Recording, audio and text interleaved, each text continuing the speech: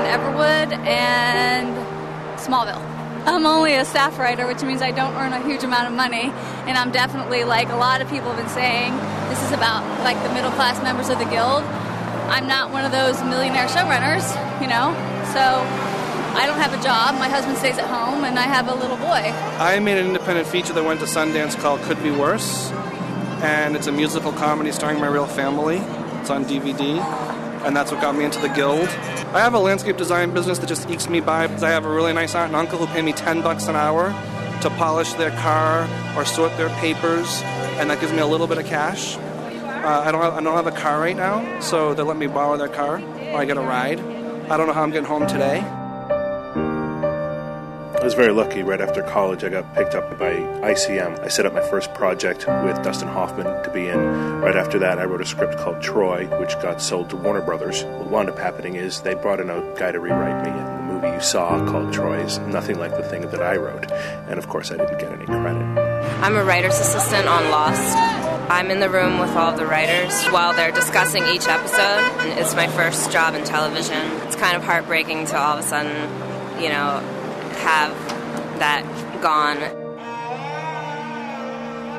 My first feature film that I wrote and that I had produced was called Whacked, starring Carmen Electra and Judge Reinhold. Most of the people who were outside of the film business asked me, well, what kind of house are you going to buy, or are you going to go out and buy a fancy car?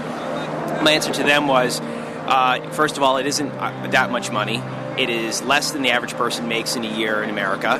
It took me 6 months to get the movie written and sold. So if you really add it up, it's not a terribly lucrative business. Out of the 32 screenplays I've written, about 7 of them have been picked up, bought, and paid for. The misconception is that once you break into Hollywood, you're in.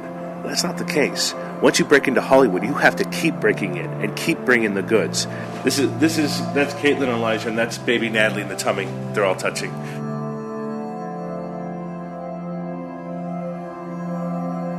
When the work dried up, it felt like it was all of a sudden, and it felt like it was complete silence. I had no money coming in all of a sudden. I had no way to make rent. I went out and tried to find jobs in all different fields, but I didn't have the training to get a job that would support a family with 3 kids, which is what I had on my hands. Which one do you want, Natalie? I want the one Caitlin's. Okay, you got it.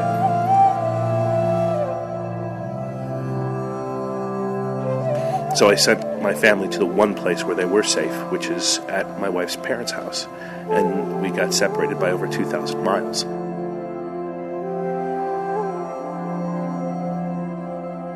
So I wound up having to write entire scripts for $2,000 here, or another one for $15,000 there, where they wanted 3 drafts, and that's enough to actually pay to keep your kids in school, just enough, and scrape by and put food on my plate.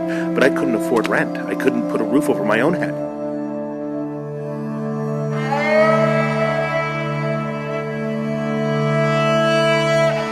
For me personally, the biggest issue is jurisdiction and control over the internet, because in 5 years, if we don't have jurisdiction over the internet, they're going to call television the internet. And then they're going to be able to not pay us anything for the work that we do.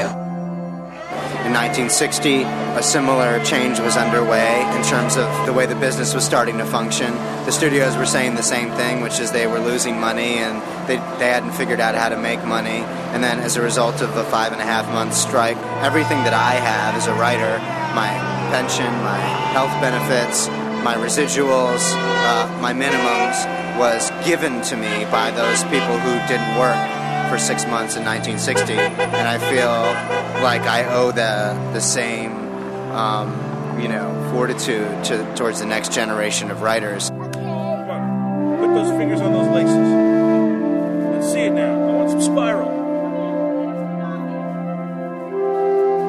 All right. I basically realized that unless I joined the Writers Guild, I was never going to be able to make a living as a writer, because they'd always pay you less. They would always rather not pay for your health and pension funds. They'd always rather get the work that you can do for nothing if they can get it, or as close to that as possible.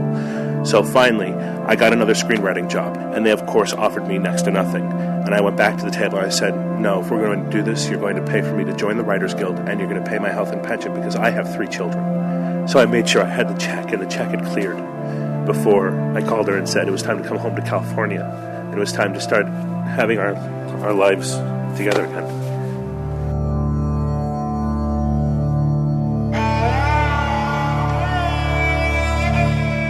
most people who are unemployed, don't get residuals, so, pick another career. But the reality is this is the career that I've chosen and that other writers have chosen. We have to come up with ideas that entertain people. That is an enormously tricky skill set, and the median age of a successful writer is somewhere like in their mid to late 30s. There are not a lot of writers who are able to make a living as a writer in their mid 40s and beyond, because the studios all want to hire younger voices, and therefore you reach your mandatory retirement age the same way that a baseball player does, and we're only compensated 1/100th of what a baseball player is, so the residuals are the only thing that we have to fall back upon.